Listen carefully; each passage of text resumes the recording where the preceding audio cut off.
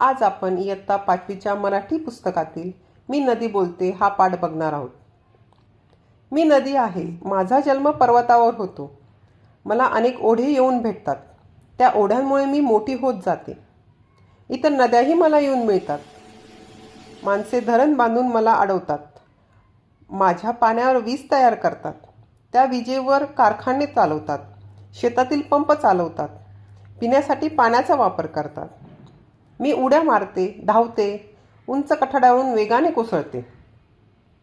धबधब्याच्या रूपाने पर्वतावरून खाली येते. पर्वत उतारावरून मी सपाट मैदानी भागात येते. आता माझा वेग कमी झालेला असतो.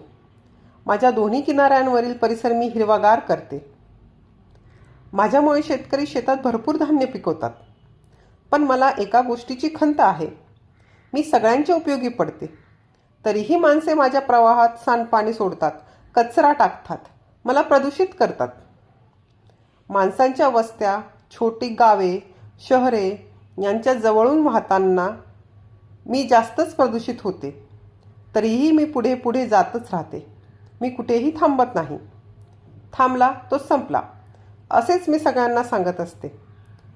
शेवटी मी सागराला जाऊन मिळते आणि नदी म्हणून माझा प्रवास थांबतो. थँक्यू.